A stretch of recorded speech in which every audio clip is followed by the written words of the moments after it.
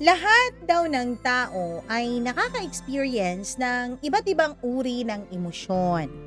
Matinding pagmamahal, matinding pagnanasa, matinding kalungkutan, matinding puot, at matinding galit na minsan nagdudulot ng mga hindi magagandang mga gawain na ating nagagawa dala ng ating mga matitinding emosyon. Gaya ng galit at puot. Minsan nauuwi ito sa matinding paghihiganti para lang maiparamdam natin sa taong nanakit sa atin na hindi basta-basta ang ating pinagdaanan sa mga kamay nila. Ikaw ba kapag nasaktan ka ng husto, pipiliin mo bang maghiganti o mag-move on na lang? Kasi marami ding nagsasabi kung ako yan, mag-move on na lang ako. Pero iba-iba nga tayo. Wala tayo sa sitwasyon, kaya madali lang sa ating magsabing mag-move on. Pero kapag tayo na ang nasa sitwasyon, baka mas matindi pa ang ating magagawa. Hello everyone! Eto na naman tayo at pag-uusapan na naman natin ang isang bagong kwento dito lamang sa inyong paboritong programa, ang Dear Mama Mia.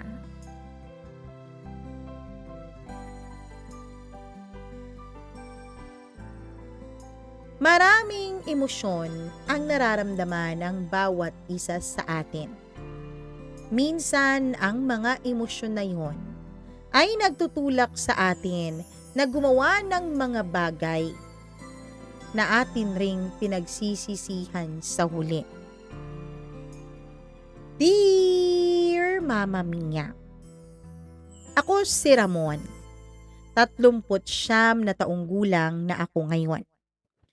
Maraming beses na akong nagtanong sa sarili ko kung bakit hanggang ngayon, dala ko pa rin itong bigat sa dibdib ko na para bang hindi malusaw-lusaw kahit ilang taon na ang lumipas.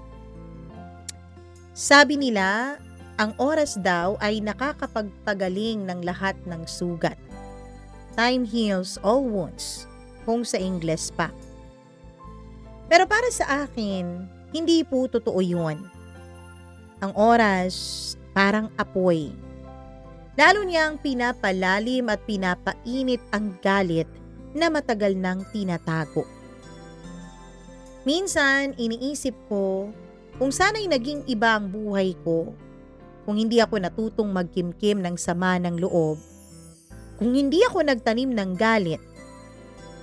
Pero paano ko nga ba makakalimutan kung mismong pagkabata ko ay ninakawan na ako ng tao ng bagay na kailanman ay hindi na niya maibabalik pa. Bata pa lang ako, alam ko na kung sino ang dapat sisihin sa lahat. Hindi ako perpekto, Mama Mia, oo. Pero malinaw sa akin na may mga taong sadyang malupit at mga walang konsensya. At simula ng araw na yun, nang mabura ang ngiti sa labi ng nanay ko, at tuluyang nagbago ang direksyon ng buhay namin, doon na nagsimula ang lahat. Alam mo yung pakiramdam na parang wala kang kapangyarihan?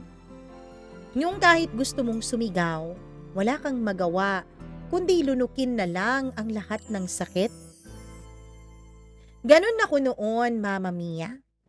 At siguro, doon nagsimulang mabuo ang taong ito. Ako, si Ramon, na hindi marunong magpatawad, na hindi marunong makalimot. Kasi para sa akin, bakit ko pagugustuhin kalimutan kung pwede ko namang gantihan? Kung tatanungin mo ako kung kailan nagsimula ang lahat ng galit na ito, hindi ko na kailangang mag-isip pa bago sumagot. Maliwanag na maliwanag pa sa isipan ko na para bang kahapon lang nangyari ang lahat. 10 taong gulang lang ako noon, Mama Mia. Isang payak na hapon sa baryo namin. Mainit ang araw at ang hangin ay parang mabigat sa dibdib. Nasa labas kami ng nanay ko. Naglalabas siya sa batya at ako naman ay naglalaro lang sa kanyang tabi. Wala akong iniisip kundi mga laruan kong gawa sa tansan at kahoy. Bata lang ako eh. Walang kamuwang-muwang sa mundo. Pero bigla pong dumating si Mang Ernesto, ang pinsan ng tatay ko. Kilala siyang lasenggos sa bayan namin. Malakas ang boses. Mabigat ang lakad. Parang palaging may dinadala na galit sa kanyang katawan. Hindi ko siya gaanong gusto kasi tuwing dumadating siya, para pong may kakaibang tensyon.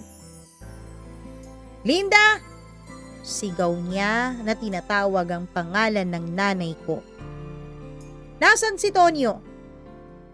Tatay ko po yun, Mama Mia.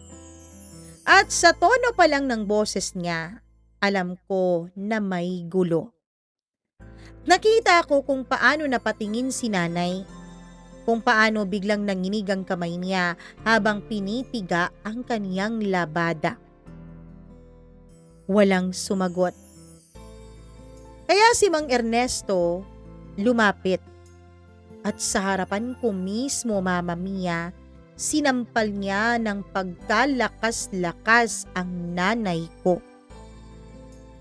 Alam mo ba kung anong pakiramdam ng isang batang 10 taong gulang na makitang sinasaktan ng kanyang ina? Yung tipong gusto mong sumugod, gusto mong kagatin, gusto mong ipagtanggol ang nanay mo pero napakaliit mo pa. Mahina ka pa. At ang kaya mo lang gawin noon ay umiyak. Ganun po ako. Wala akong ibang nagawa noon, Mama Mia, kundi ang umiyak. Nasa sahig si nanay.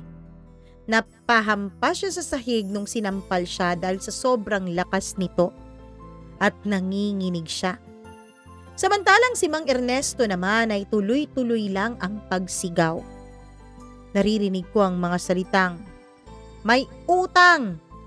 Yang asawa mo! Hindi siya pwedeng magtago! Kung hindi siya babalik dito, kayo ng anak mo ang pagbabayarin ko." Hindi ko maintindihan ang lahat noon. Pero ang malinaw sa akin, pinapahirapan nila ang pamilya ko dahil sa kasalanan ng tatay ko. At simula nga noon, Mama Mia, ako ay nagtanim na ng sama ng loob sa dibdib ko. Makalipas ang ilang linggo, hindi pa rin umuuwi si tatay. Araw-araw may mga dumarating na mga taong naghahanap sa kanya. Minsan kalmado pero kadalasan mga mababagsik. Minsan dala nila ay baston, minsan naman ay mahahabang kutsilyo. Ang mga kapitbahay naman namin ay pinapanood lamang po kami. Walang gustong makialam at baka madamay sa gulo.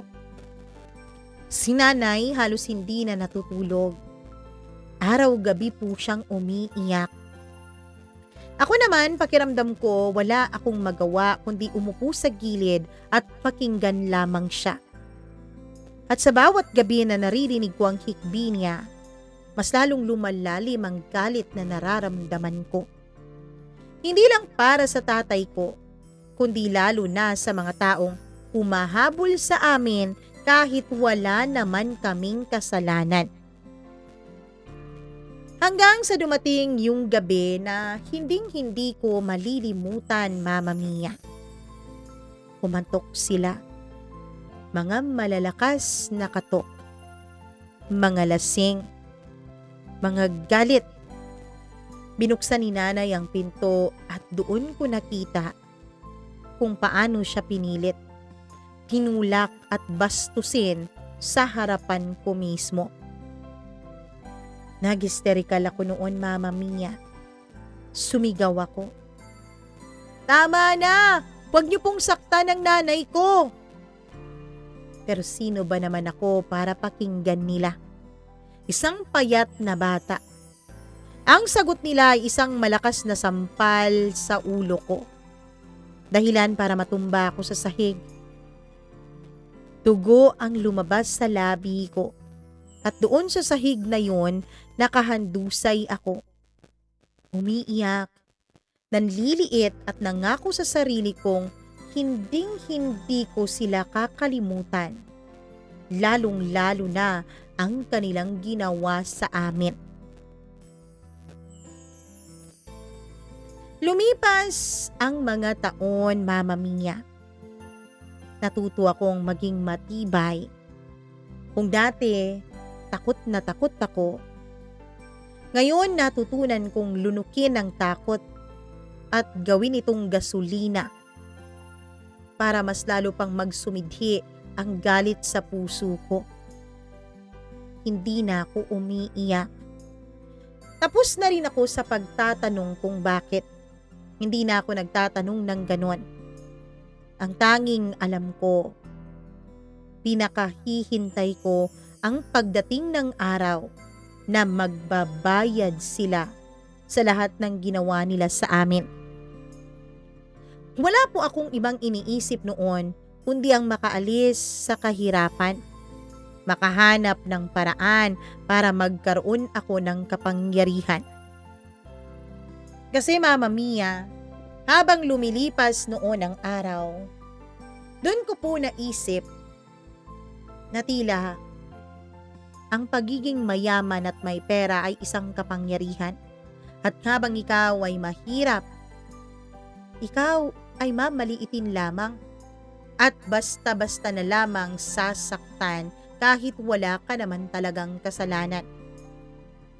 Alam kong hindi ko sila magagantihan kung mananatili akong mahina at walang-wala. Kaya naman Mama Mia, nagtrabaho ako ng kung ano-ano. Construction, pagbubuhat sa palengke o pagkakargador, pagtitinda.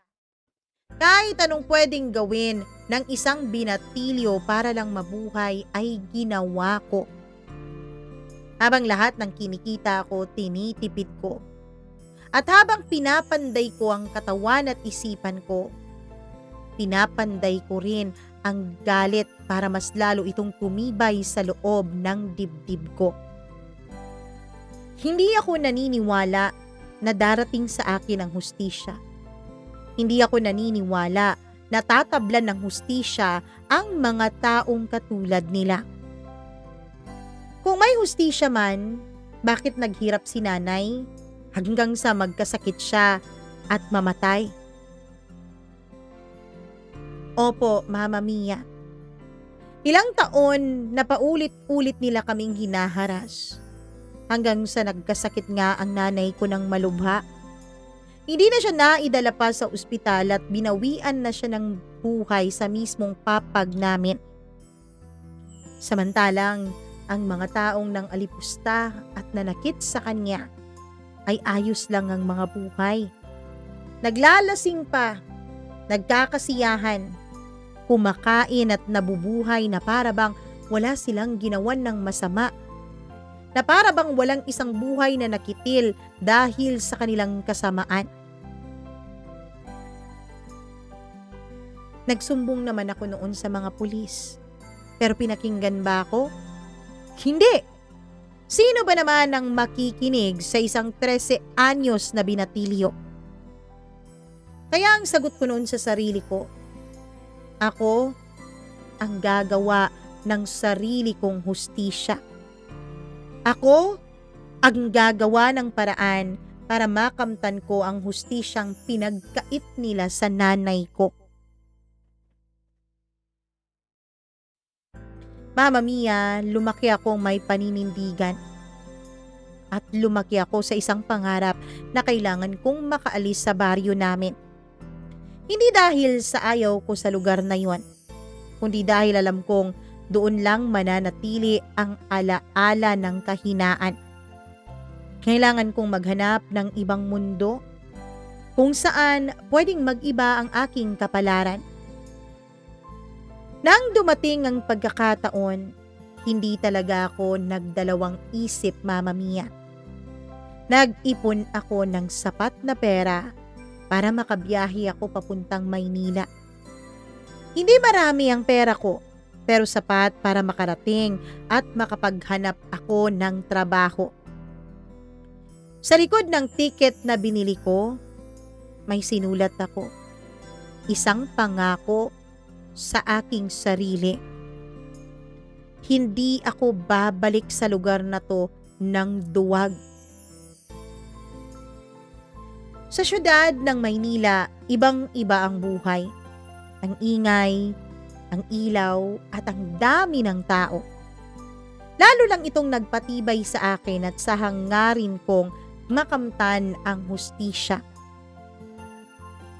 Nagtrabaho ako sa maraming pwesto. Mandirigma ng araw sa construction sites, tagapaglinis ng opisina sa gabi, at delivery boy tuwing madaling araw. Alam kong mahirap paniwalaan, pero Mama Mia, pinagtibay ko ang aking katawan para sa sunod-sunod na trabahong ito. Alam ko kasi na kung iisa lang ang trabaho ko, wala rin akong mararating. Unang-una, wala naman akong mataas na pinag-aralan. Kaya sino ba naman ang kukuha sa akin? Kaya alam kong kailangan kong magdoble. Hindi pala, triple pagsusumikap. Minsan nga, Mama Mia, nakakatulog na lang ako sa bangketa dahil sa sobrang pagod. Minsan naman, nagugutuman ako ng buong araw dahil mas pinili kong mag-ipon ng pera. Pero bawat pawis at hirap, kapag naiisip kong hindi ko na kaya, ang ginagawa ko ay inaalala ko lang ang mukha ng nanay ko. At yun ang nagiging dahilan para magpatuloy ako. Yun ang nagiging dahilan para sa kabila ng sakit, sa kabila ng hirap, ay lalaban ako.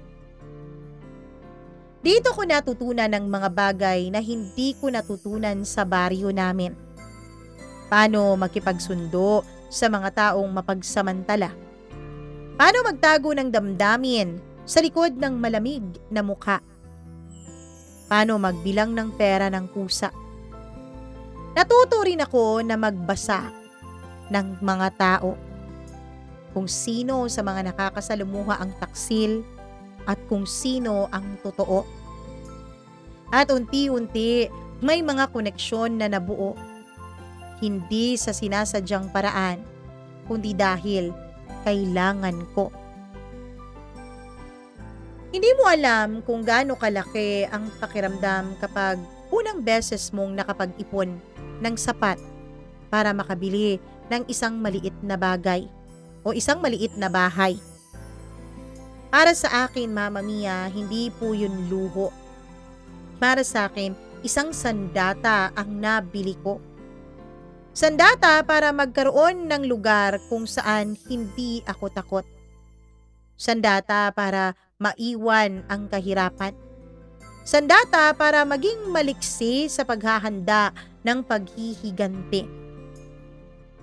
Mama Mia, isa kasi sa mga naaalala ko ay yung pinalayas kami dun sa tinitirhan namin noon. Binastos ng may-ari ang nanay ko sa harapan ko. Pagkatapos magpabastos ang nanay ko, akala niya, Mama Mia, akala niya ay hindi na kami paaalisin. Pero yun pala, pinaalis din kami pagkatapos ng 3 araw. Kaya alam ko sa sarili kong importante ang bahay. Mahalaga ito para kahit ano't ano man ang mangyari ay may pupuntahan ako. Nang makabili ako ng maliit na bahay sa isang gilid ng lungsod, may mga kapitbahay na nanginginig din dahil sa kanilang sariling buhay. At doon ko nakilala si Lito. Isang mekaniko na mabait pero may madilim na nakaraan. Si Lito ay para rin pong ako. Hindi agad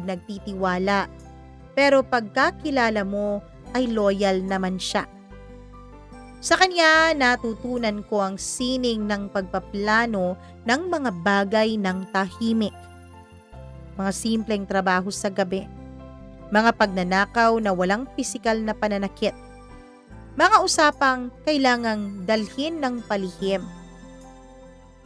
Hindi ako agad nagsabing may balak akong maghiganti. Hindi pa. Pero habang nagiging malapit kami ni Lito, natuklasan ko na may mga taong makakatulong sa akin para maging malakas ako. Natuklasan ko rin, Mama Mia, na hindi ko kakayaning maghiganting mag-isa. Di naman ako mayaman eh. Nagkaroon ako ng maliit na impyerno ng mga kakampi. 3 o 4 na tao na gustong kumita, gustong makawala sa kahirapan, at walang tanong tungkol sa moralidad kapag pera na ang pinag-uusapan. Hindi ko sinukat ang kahulugan ng mga taong iyon noon. Para sa akin, praktikal lang lahat.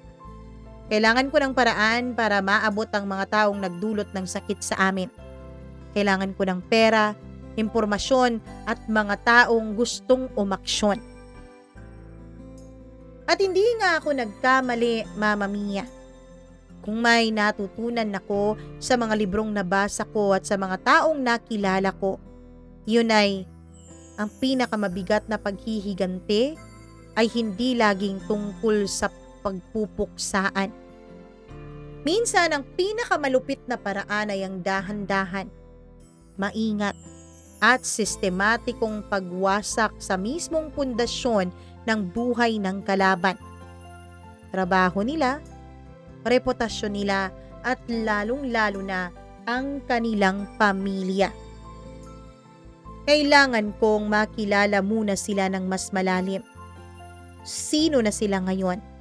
Saan na sila nakatira? Ano-ano ang kanilang mga negosyo? Sino-sino ang kanilang mga kaalyado? Alam kong may iilan sa kanila na ngayon ay may mga matataas ng puwesto. Mga taong dati naming kakilala lang bilang mga nang-aaway sa amin.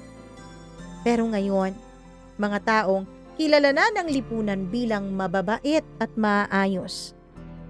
At para maabot sila, kailangan ko ng koneksyon at ng impormasyon. Kaya gumugol kami ni Lito at ng grupo ng maraming gabi sa pag-iimbestiga. Sinusuri namin ang kanilang mga negosyo, sinusubaybayan ang kanilang galaw at pinag-uusapan kung paano makakakuha ng kompromiso. Hindi namin sinakta ng sino man agad. Sinimulan namin sa maliit, pagnanakaw ng mga mahahalagang impormasyon, paghahack ng ilang mga tala o data, pagkuha ng mga ebidensya ng katiwalian at imoralidad. Sa loob ng prosesong iyon, naramdaman ko ang kakaibang kaligayahan, Mama Mia. Hindi dahil nagtatakip ako ng kasamaan, kundi dahil bawat piraso ng impormasyon na amin ang nakuha ay parang isa na ring piraso ng katarungan sa akin. Pero kahit ganon, may parte sa akin na nangangatal. Kasi Mama Mia, kahit po pinilit kong magpakatatag at pinilit kong magpakatapang, aaminin kong may takot pa rin akong nararamdaman dahil alam kong delikado ang ginagawa namin. Hindi biro ang gawain o ang gawin ng mga bagay na ito. Minsan ang plano namin ay hindi naging malinis. May mga kasama kaming napilitang gumawa ng bagay na ayaw nilang gawin. Mga bagay na alam kong kumakain ng kanilang konsensya. Nakita ko kung paano nagbago ang mata ni Ricardo. Isang dating estudyante na sumama sa amin dahil sa pangako kong pera. Nang una niyang makitang nagawa niya ang isang bagay na hindi na niya matatanggihan, ay humingi siya ng tawad minsan sa gabi. Pero hindi kami titigil. Kahit na nakita kong naapektuhan na si Ricardo, Kahit nakita kong nilalamon na siya ng kanyang konsensya, ay hindi ako tumigil, Mama Mia. Hindi maaari. Hindi pwede. Sakal ko sa dibdib ang mga gabi na hindi ako makatulog dahil iniisip ko kung tama pa ba ang ginagawa ko. Pero paulit-ulit kong pinapaalala sa sarili ko ang mukha ng nanay, kung paano siya pinahamak, paano siya nawala dahil sa kasalanan ng iba. At yun ang naging sandalan ng desisyon ko. Kahit sinong madamay, kailangan ko silang pasanin kung yun ang daan para sa hustisya. Kailangan may mga collateral damage. Ngunit may hangganan din ng sarili kong batas. Hindi ko tatapakan ng mga inosenteng tao na wala namang kinalaman. May mga sandali na pinipili namin ng mabuti ang mga target namin, Mama Mia. Kung sino lang ang may direktang kinalaman. At kahit na ganoon, napagtanto ko na ang paghihiganti ko ay may sariling leksyon. Hindi ka makakatakas dahil ako mismo ang nagiging karma nila. Nang umabot kami sa unang napakalaking ebidensya, mga resibo, liham at mga kuha na litrato na nagpapatunay na ang grupo ng mga humaharas sa amin noon ay may iligal na mga transaksyon. Ramdam ko noon ang unti-unting pagbuhos ng tila tagumpay sa aking puso. Hindi iyon kulay rosas pero matamis yun, Mama Mia. Ipinadala namin ang mga ebidensyang iyon sa isang taong pwedeng magpabalisa sa kanila. Hindi namin sinira agad ang kanilang buhay. Ngunit inihanda namin ang mundo para sa bumangon sa mga alon ng problema. May oras na nakakatanggap ako ng tawag mula sa isang tao na minsang nakinig sa amin. May mga ebidensya kami na pwedeng ilabas, sabi niya. Kung ilalabas namin to, pwedeng magulo ang lahat. Hindi ko inaasahan na magiging mabilis ang epekto ng kanyang sinabi. Ilang linggo lang, may kumalat ng bali-balita. Mga opisyal na nagsisimulang magtanong. Mga bangko na na-freeze ang kanilang mga accounts.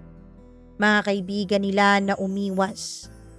At nakita ko ang mukha ng isa sa kanila. Yung taong unang nakita kong nanampal at nanakit sa nanay ko. Si Mang Ernesto mismo. Ang unti-unting pag-urong, ang pagkabahala niya. Pero alam kong hindi pa tapos. Hindi pa ito at hindi pa yon ang katapusan.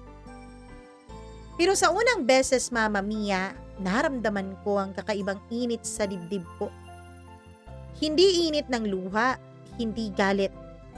Isang katakam-takam na saya dahil nakikita kong ang mundo nila ay unti-unti nang umiiba. Unti-unti nang bumabaliktad sa kanila. Habang lumalalim ang plano, hindi naglaho ang mga tanong sa sarili ko. May nakakausap ako minsan na nagtanong sa akin, ano ang pinagkakaiba mo sa kanila, Ramon? Pareho kayong gumagawa ng masama para sa sariling kapakinabangan. Oo, Mama Mia, gumagawa ako ng masama. Nagkaroon ako ng grupo ng iligal para patumbahin ang grupo rin nila. Hindi ko agad nasagot ang tanong na yon.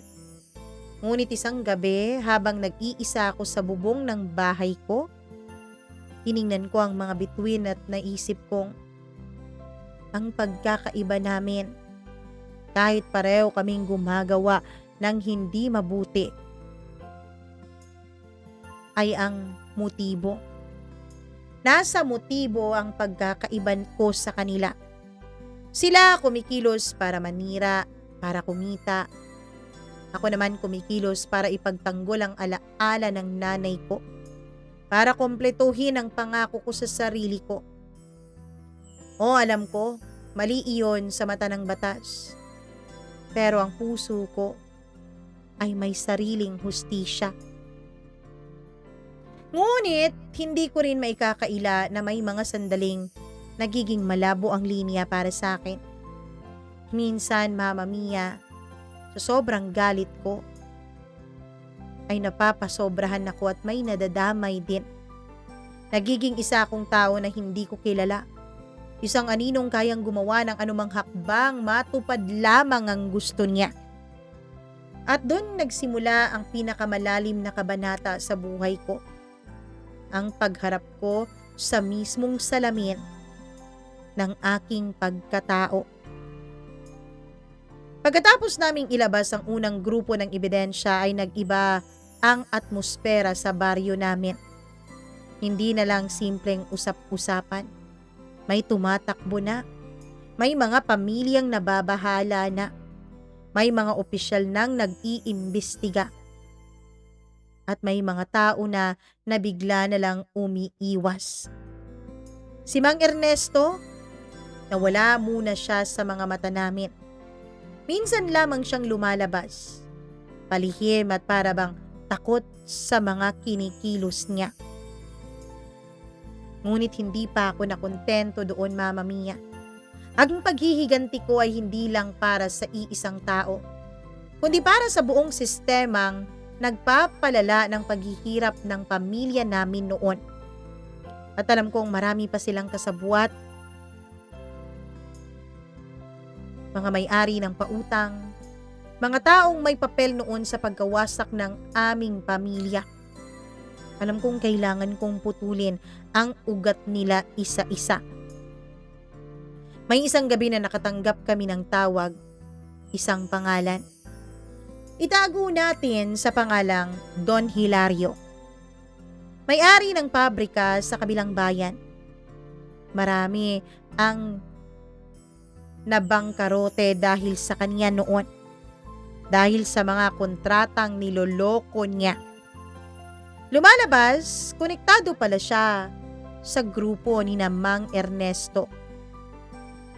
Dito ko naisip, kung makuha namin si Don, malaking parte ng problema ng lungsod namin ang mawawala. Ang pagharap sa taong katulad ni Don Hilario ay hindi biro. Malaking tao siya. May mga magagaling na abogado. May pera. Kailangan namin ng mas maingat na plano. Hindi kami maglalakad papasok na parabang mga magnanakaw. Kailangan ng matinding diskarte. Kaya kinailangan namin ng mas maraming ebidensya, mga papeles, bank records, testimonya.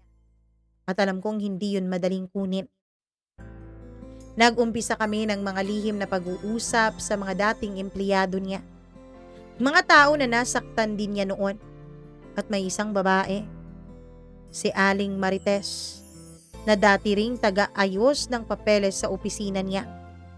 Siya ang nagbigay sa amin ng mga lumang kontrata at listahan ng kabuhayan na na-bankrupt dahil sa kanya.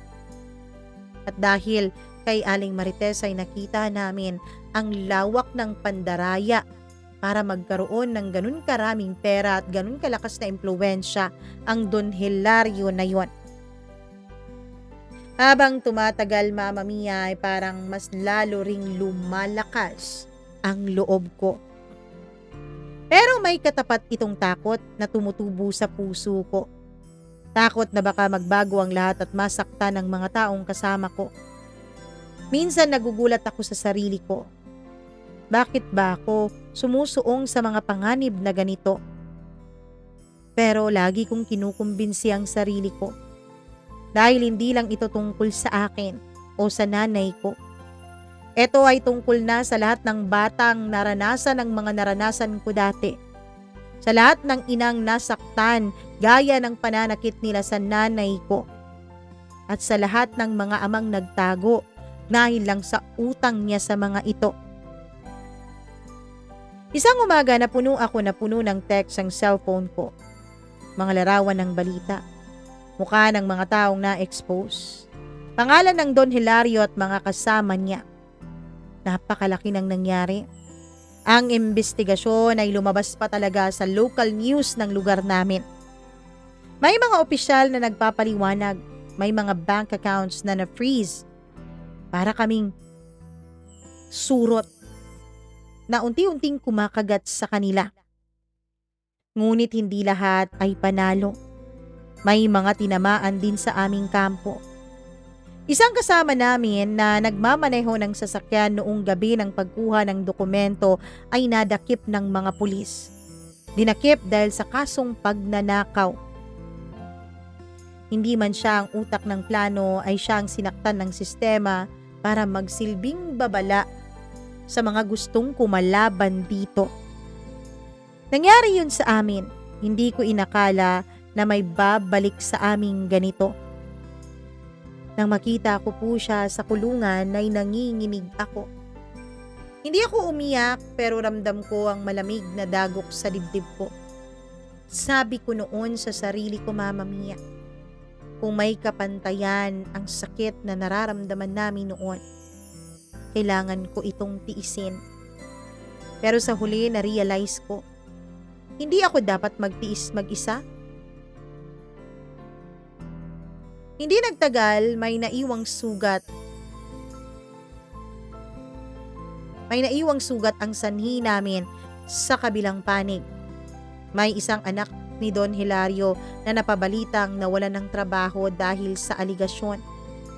At dahil doon, Mama Mia, yung anak niyang iyon, dahil sa sobrang kahihiyan, ay nagkitil ng sarili niyang buhay. Sobrang laki ng konsensya at guilt na naramdaman ko noon. Hindi ko alam, Mama Mia, kung papaano ko yun babawiin. Ang dating malilinaw ang kinabukasan na nagwala sa isang gabi at nagpakita sa amin. Mama Mia, sumugod sa pintuan ko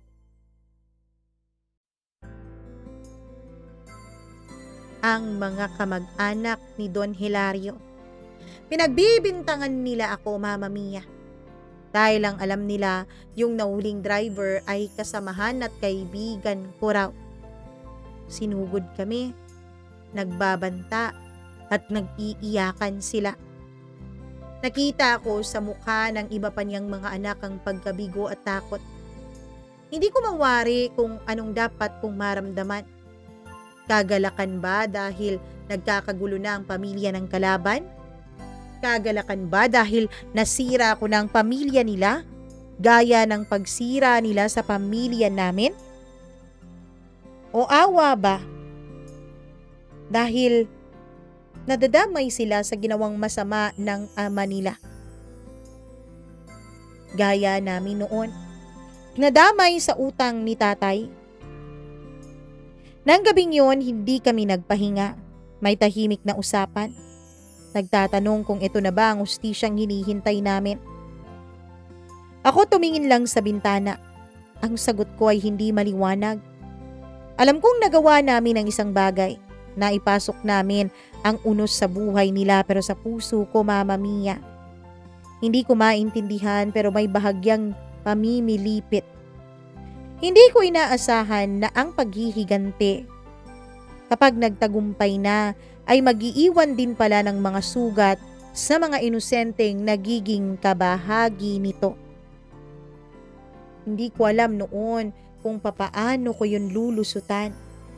Hindi ko alam noon kung papaano ko yun iiwasan. Hindi lamang panlabas ng epekto, may panloob na pagbabago. Habang palaki ng palaki ang tagumpay namin, unti-unti ring bumababa ang pagkawala ng sarili ko. Minsan nagigising ako na hindi ko na maalala ang mukha ng batang si Ramon na noon ay takot na takot sa buhay. Parang isang banyaga na lang siya sa akin ngayon. Minsan nga hindi ko napigilang tanungin ang sarili ko sa salamin. Sino ka? Tanong ko. Pero walang sumagot sa akin sa salamin. Nangyari ang mga simpleng bagay.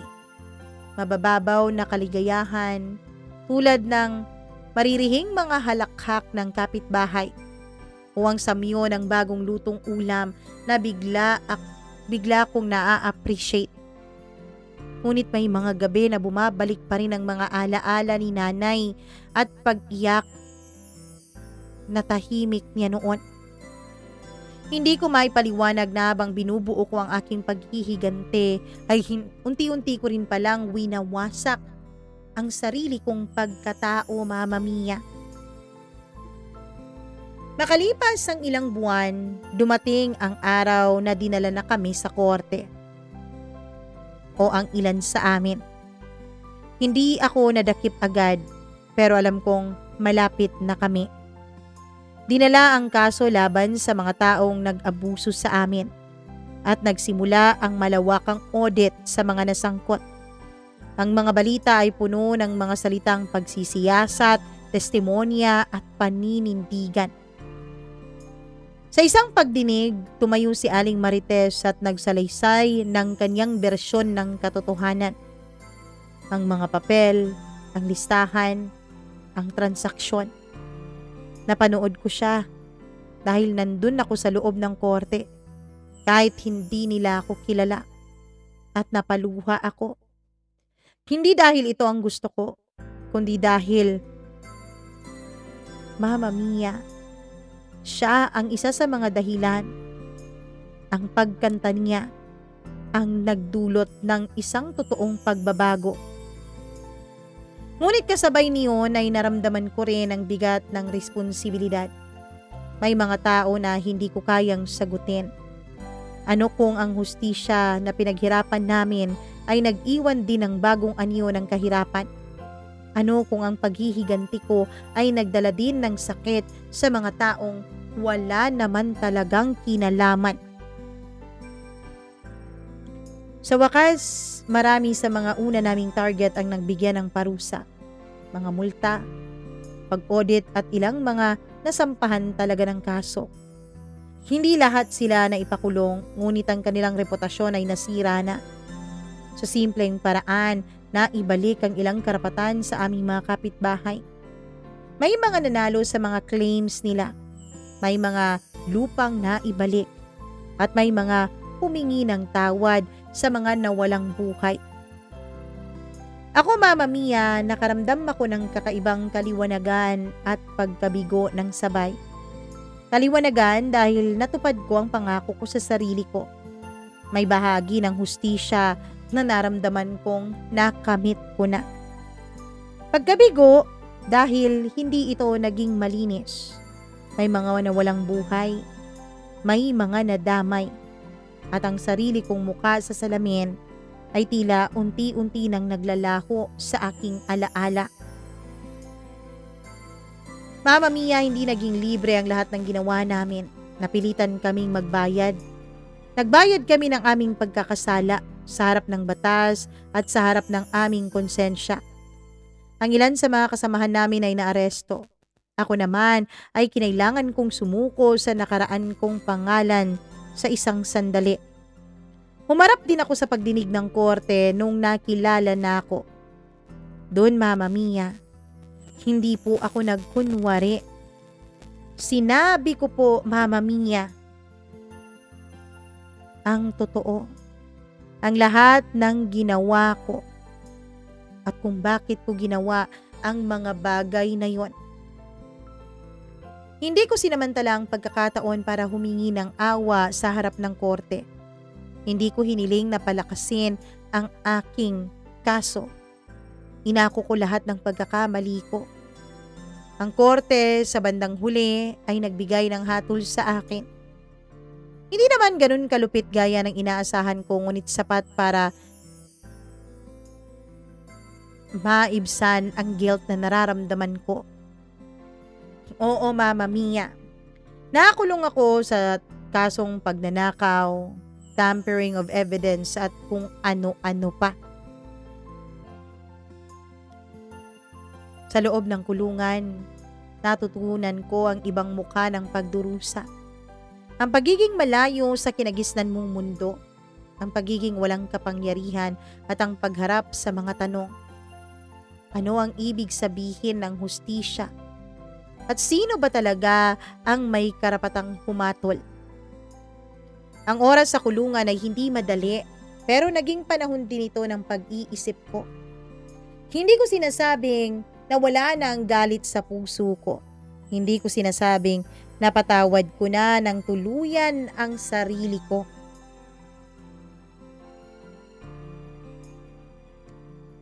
Ngunit sa paglipas ng araw na pagtanto ko na maraming bagay ang kailangan kong harapin. Hindi lang ang mga taong nanakit sa amin, kundi pati na rin ang sarili kong puso na hindi kayang mabitawan ang sakit na kanyang naranasan. Binalik-balik ko ang mga larawan ni nanay sa isip ko. Nakita ko na hindi siya babalik kahit ano pang gawin ko. Mama Mia, hindi po nakulong kasama ko si Lito. Hanggang sa nabalitaan kong may hustisya rin palang nabibili. Si Mang Ernesto, pati na rin si Don Hilario ay nakalaya. Hindi ko alam ang maramdaman ko noon. Sumiklab ulit ang galit sa puso ko. Sumiklab ulit ang kagustuhan kong maghigante. Gusto ko silang parusahan. Gusto ko silang magdusa, gaya ng pagdurusa ng mga naging biktima nila. Pero paano ko gagawin yon? Nasa loob na ako ng kulungan. Paano ko gagawin yon kung ako mismo ang nagpakulong na sa sarili ko? Mama Mia, umabot na sana ako sa punto noon na pinagsisisihan ko na ang pagkadamay ng mga inosenteng tao. Pero nung nakalaya sila, nung nakaalis sila, dun ko naisip na hindi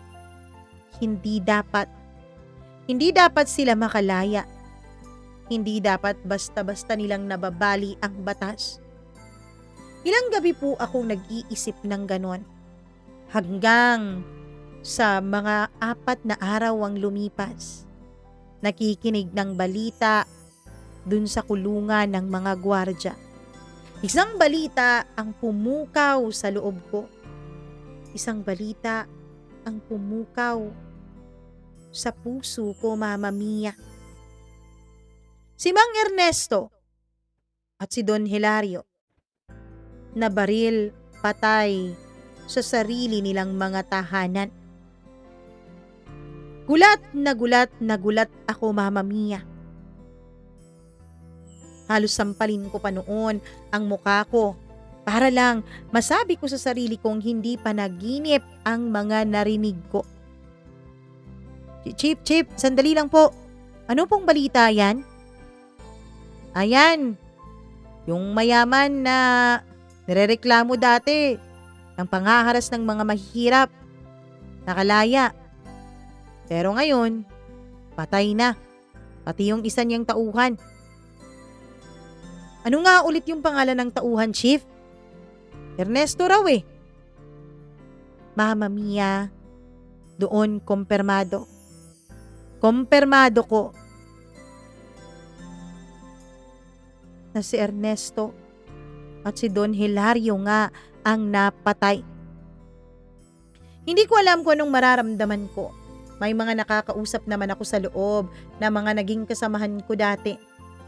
Nagtatanungan kami kung may kilala ba kaming galit na galit sa kanila. Pero wala kaming maisagot, kundi ako lang.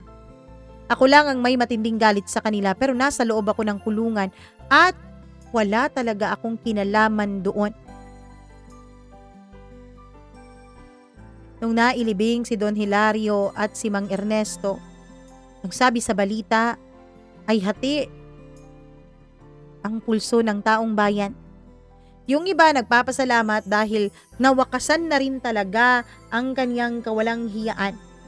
Samantalang yung iba naman ay nanghihinayang dahil ang sabi pa nangako raw si Don Hilario at si Mang Ernesto na magbabago ng totoo.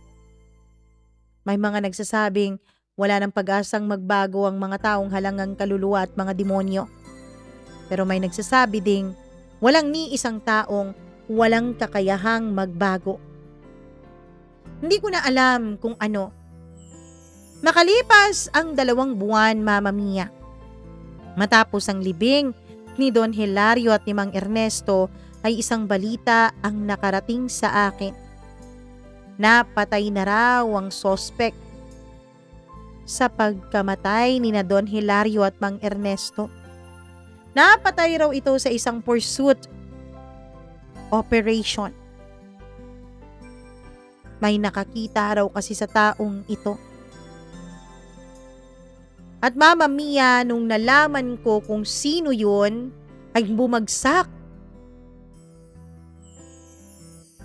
ang mundo sa balikat ko. Pakiramdam ko ako pa rin ang nagpapatay kay Mang Ernesto at Don Hilario.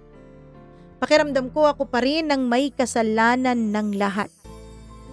Kasi yung taong tinutukoy sa balita, yung taong napatay sa pursuit operation, ay walang iba kundi ang naging una kong kaibigan na si Lito. Mama Mia, iyak ako ng iyak. Hindi ko lubos akalain kung bakit ganun ang nangyari. Kung bakit pinatay ni Lito si Don Hilario at si Mang Ernesto. Alam ko dati siya ang pumipigil sa akin kapag galit na ako eh. Pero siya pala itong mas may malaking galit. Lumipas pang mga buwan. Hindi ako agad nakalaya, ngunit dumating din ang araw na ako ay nakalaya na. Lumabas ako ng kulungan na may bagong pananaw. Hindi perpekto, hindi malinis, ngunit may pagnanais na naayusin ang sirang mundo sa sarili kong paraan. Hindi na bilang taong naghahanap ng paghihiganti, kundi bilang taong nagtatangkang maghilom. Sa paglabas ko, Mama Mia, ang una ko pong ginawa ay hinanap ko ang pamilya ni Lito. Dito ko nadatnan ang mga kapatid niya. 3 baryo mula sa amin. Ang totoo pala nilang tahanan. Si Lito kasi, Mama Mia, wala talaga siyang sinasabi na kahit na anong bagay tungkol sa kanyang pagkatao. In fact, ang sinasabi niya lang ay tungkol sa kanyang trabaho na alam naman na naming lahat.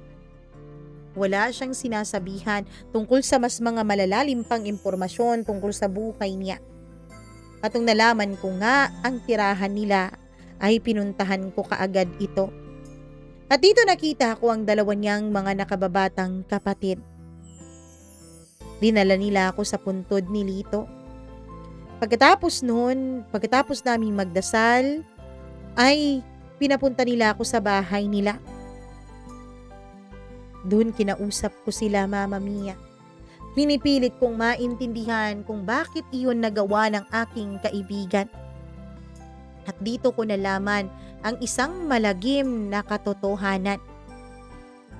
Si Don Ernesto, dati pala niyang kasambahay ang panganay na kapatid ni Lito at ang nanay niya. Mama Mia, naghahasa ng paulit-ulit ni Don Hilario at ilan niyang mga kaibigan, ang nanay at kapatid ni Lito. Kaya pala masyadong tahimik si Lito. Kaya pala masyado siyang masikreto. Matagal na pala siyang may galit kay Don Hilario.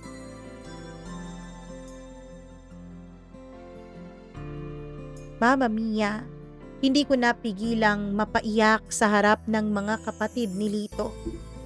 At dito ko rin nalaman na wala na pala silang mga magulang. Namatay ang tatay niya dahil sa sobrang samahan ng loob nung nalaman niya ang nangyari sa kanyang anak at kanyang asawa. Ang kanyang ina naman ay namatay sa sakit, samantalang ang kanyang kapatid ay nagkitil ng sarili niyang buhay sa loob mismo ng mansyon ng mga Hilario. Pero ang pinalabas nito ay nagkasakit kaya namatay. Pero sila, buong pamilya, ay naniniwala na nagkitil ito ng sariling buhay dahil hindi na kinaya ang pang-aabuso sa kanya. Tiningnan ko ang muka ng dalawang nakababatang kapatid ni Lito. Mga bata pa ito. Yung isa ay nagtiim ng kaniyang bagang at pati na rin ng kaniyang kamao. Nakita ko ang sarili ko sa kanya at nakita ko rin si Lito sa kanya. Naggalit at gustong maghiganti. Pagkatapos noon, Mama Mia, pinangako ko sa sarili ko, ako na ang magiging bahala sa mga kapatid ni Lito. Nag-aaral pa kasi ang mga ito at napilitang tumigil nung mamatay ang kuya nila. Nagpilitang magtrabaho sa palengke ang mga ito. Yung babae nagtatrabaho sa palaisdaan, samantalang yung lalaki ay nagkakargador. Sumama kayo sa akin, sabi ko. Ako na ang bahala sa inyo. Matalik kong kaibigan ang kuya ninyo. Agad naman silang sumama, Mama Mia. Hinangako ko sa sarili ko na kung dati paghihiganti ang nais ko, ngayon ay gusto kong punuin ng masasayang alaala ang mga kapatid ni Lito nang sa ganon ay marunong silang makapagpatawad at mabuhay sa kanilang sarili at hindi sa paghihiganti. Matapos pa ang ilang buwan ay bumalik ako sa baryo namin, ngunit iba na ang pakiramdam. May mga taong tumingin ng iba, may mga lumapit at may mga umiwas. Naglakad ako sa tabi ng lumang kanal at doon sa ilalim ng araw, napansin ko ang maliit na kubo na dati naming tinitirhan ng nanay ko. Naalala ko ang halakhak ni nanay, ang kaniyang paghaplos sa aking ulo bago siya mamatay. At sa isang sandali, umiiyak ako ng tahimik. Hindi dahil sa galit, kundi dahil sa pagod at dahil sa pagmamalaki ko sa sarili ko. Dahil unti-unti kong nagaguide ang mga kapatid ni Lito na hindi maging kagaya sa aming dalawa.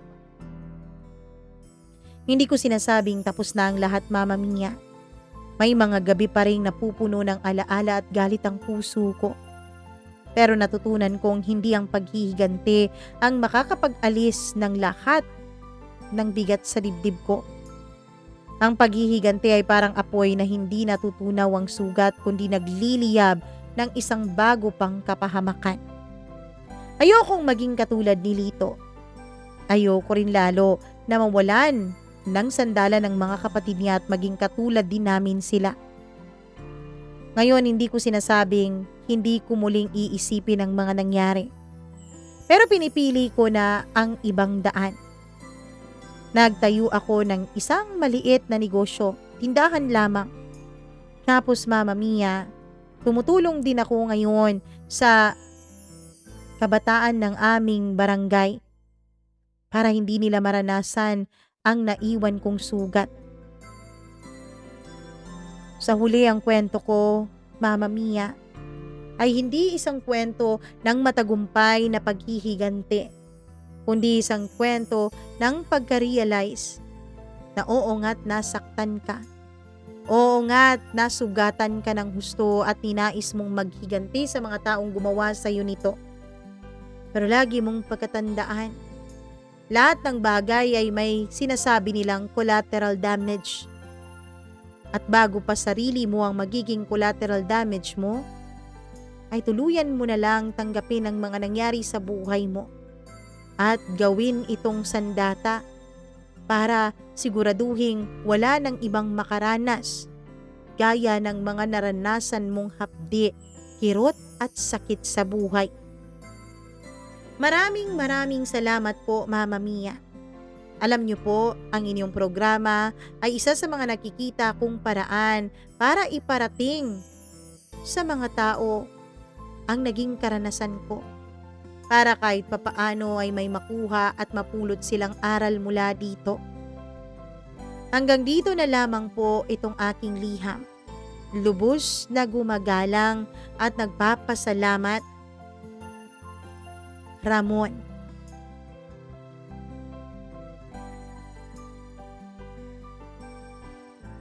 Palagi na nating naririnig na wala talagang magandang naidudulot ang paghihiganti.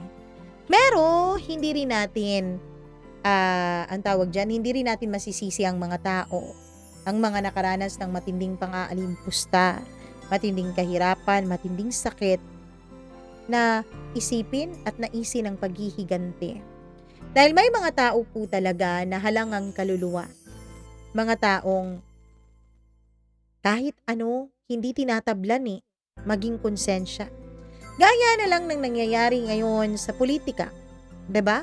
Sa ghost flood control projects. Alam ko, hindi lang yan DPWH pa lang yan. Paano ang ibang ahensya? 'Di ba? Ang laki-laking pera na nun. Paano ang ibang ahensya? Yung may mga malalaki talagang pondo pero wala ka namang nakikitang pagbabago, paano yun? For sure, meron din nun, no? Kaya naman, kawawa talagang mga tao. Kawawa ang mga Pilipino dahil may mga taong walang konsensya. May mga taong walang pakialam kung nakikita nilang naghihirap yung iba. Yung mga taong akala mo mga reliyoso, mga makadiyos, kasi nagdo-donate pa sa simbahan, nagsisimba pa, pero ang kakapal at garapal ang muka para magnakaw sa buwis ng taong bayan.